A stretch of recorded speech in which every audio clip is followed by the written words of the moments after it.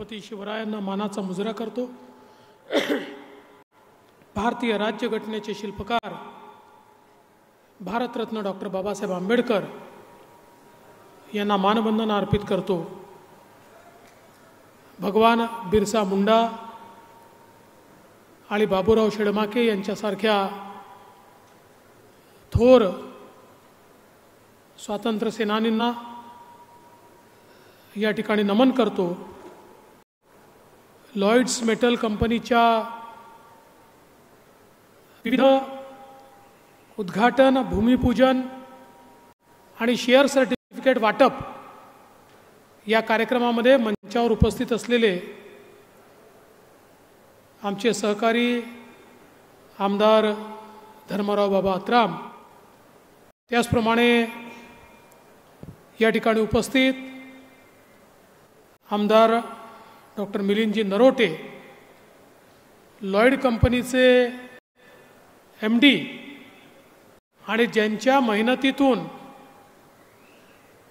हे सगळं परिवर्तन साकारलं गेलं ते श्री B प्रभाकरनजी।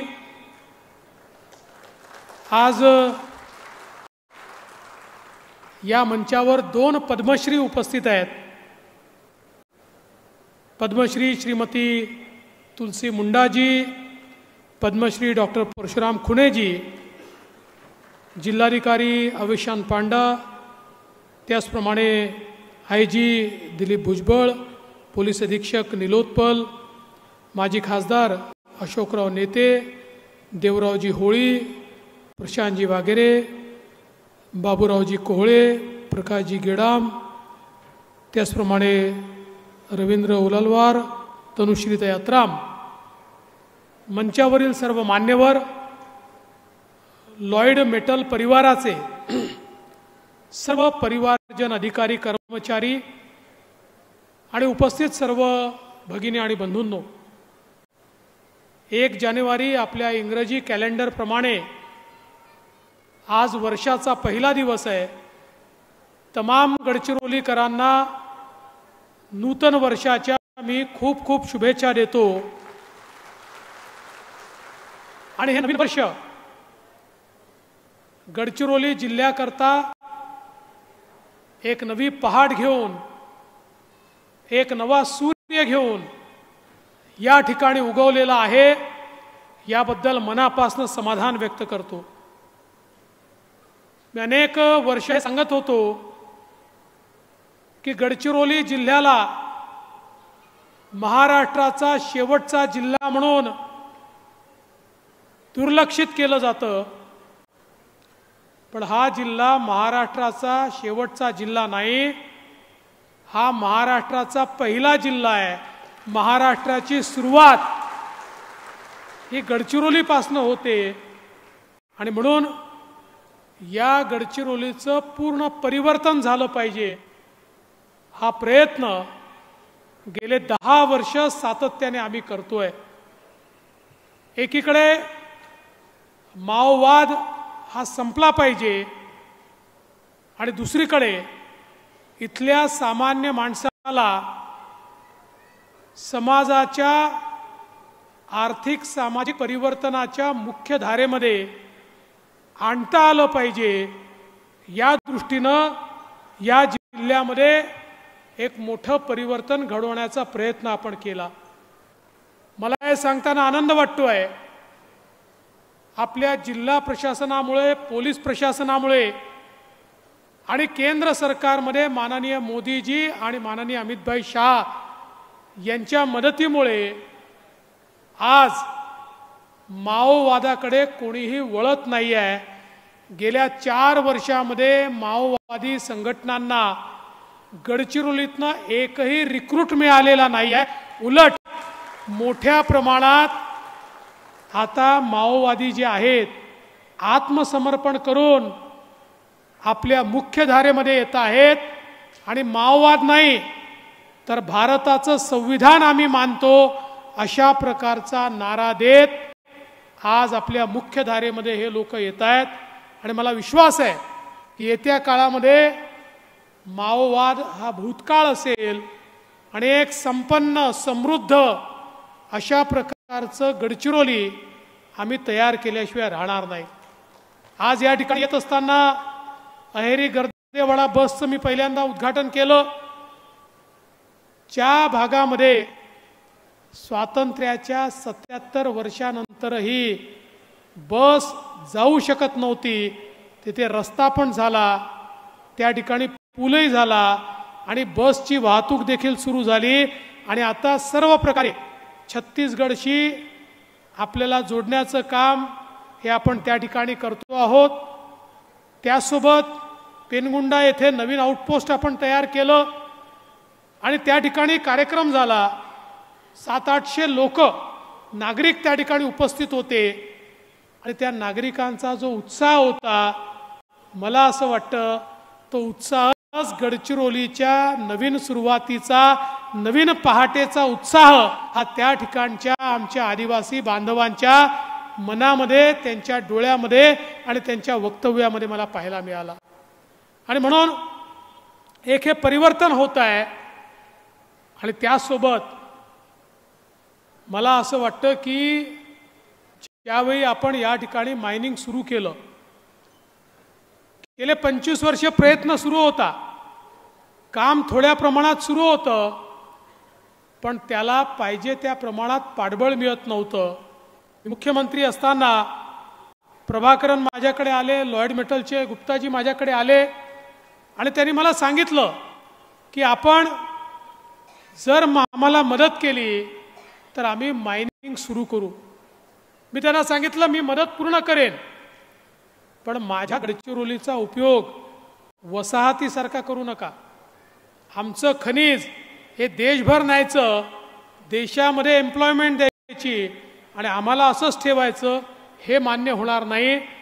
तुम्हाला या ठिकाणी जे काही स्टील प्लांट्स आहेत ते गडचिरोली, चंद्रपूर, वर्धा, पहिला नंबर गडचिरोली आणि इतर सगळा जो आमचा भंडारा, गोंदिया, नागपूर सगळा जो पूर्व विदर्भ आहे, मग पश्चिम विदर्भ आहे, या भागामध्ये तुम्हाला हा माल सप्लाय होईल आणि तिथे स्टील प्लांट उभे राहतील, याकडे लक्ष द्यावं लागेल.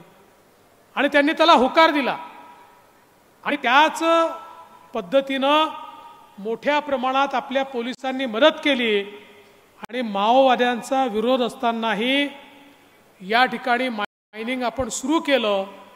हळूहळू स्थानिकांचाही विरोध होता, कारण त्यांना चुकीचं सांगितलं जायचं, पण ज्यावेळी स्थानिकांचं याच्यामधलं इन्व्हॉल्वमेंट वाढलं, त्यांचीही मदत मिळायला लागली आणि मोठ्या प्रमाणात हे परिवर्तन सुरू झालं.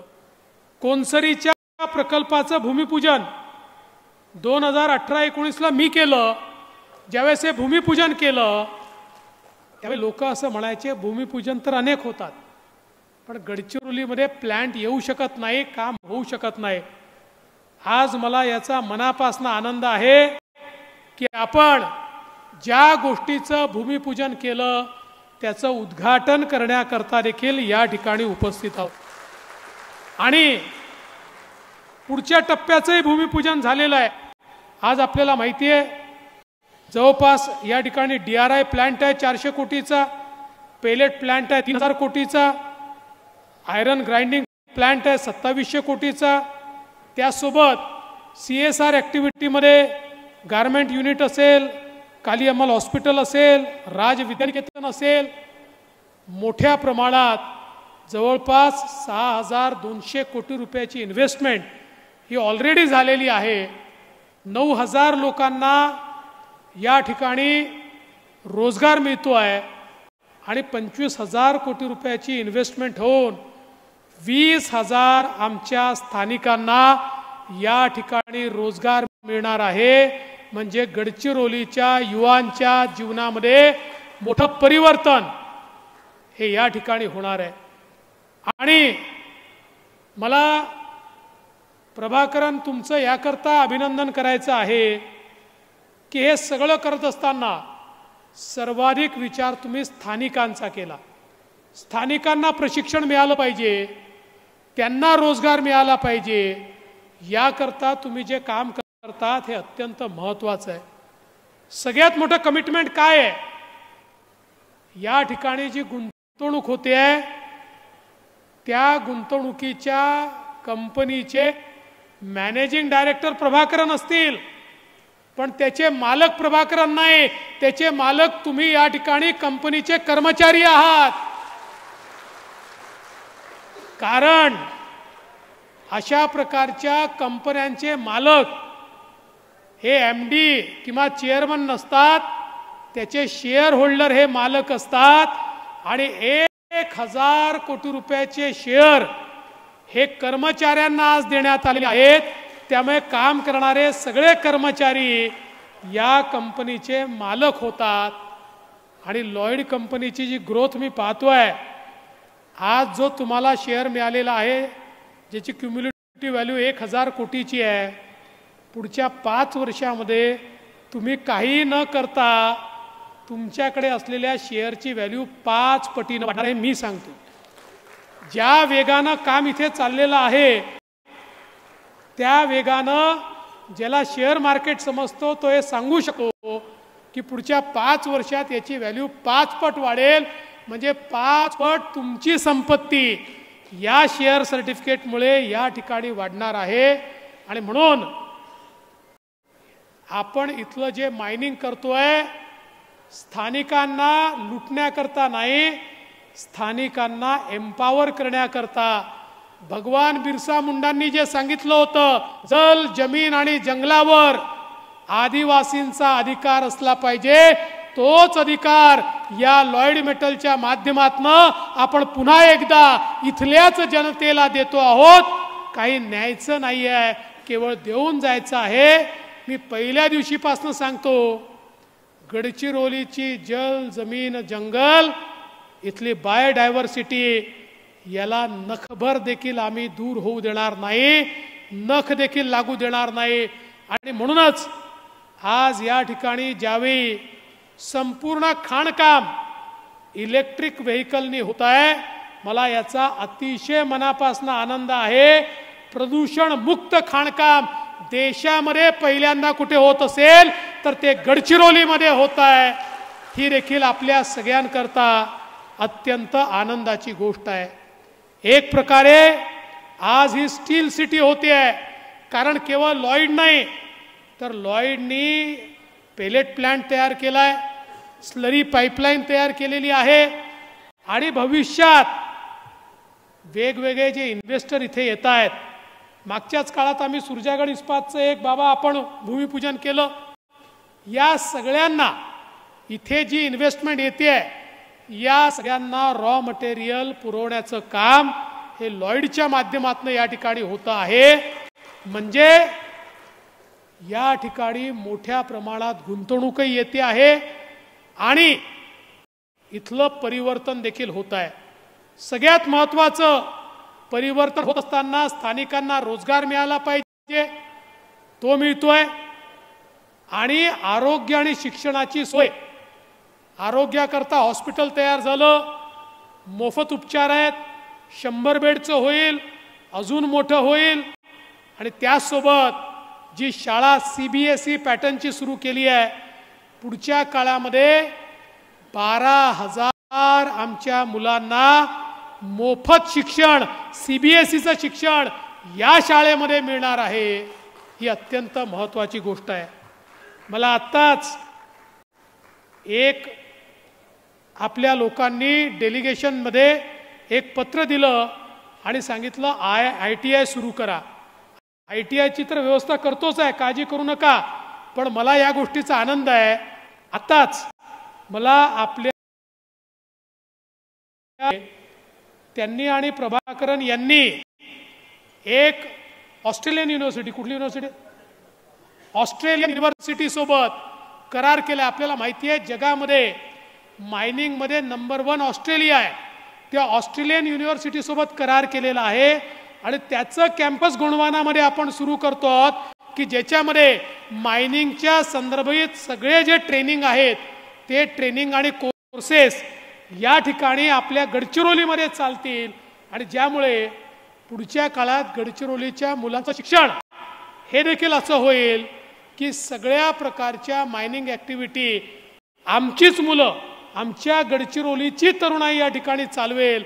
हा महत्त्वाचा बदल या ठिकाणी होतोय।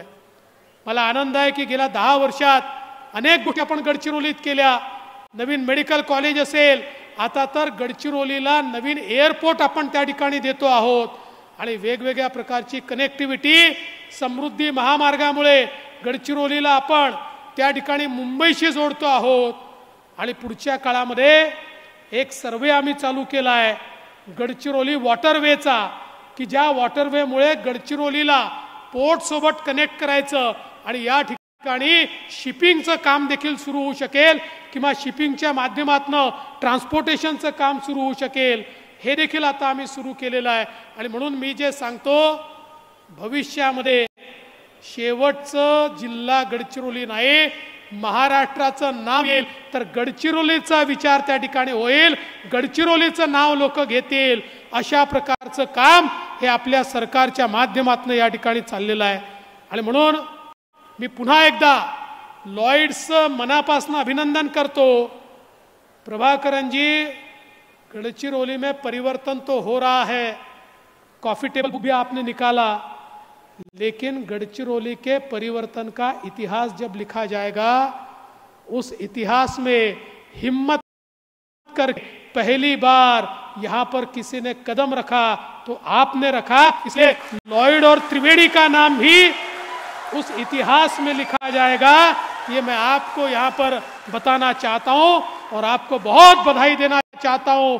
लॉयडच्या सर्व आमच्या कर्मचारी अधिकाऱ्यांचं मनापासून अभिनंदन करतो आणि या ऐतिहासिक क्षणाचं साक्षी वर्षाच्या पहिल्या दिवशी तुम्ही मला केलं, त्याबद्दल तुमचे आभार मानतो आणि माझं बोलणं संपवतो। धन्यवाद। जय हिंद, जय सेवा, जय महाराष्ट्र। आजच्या या अत्यंत आनंदाच्या आणि तितक्याच महत्त्वाच्या आणि अभिमानाच्या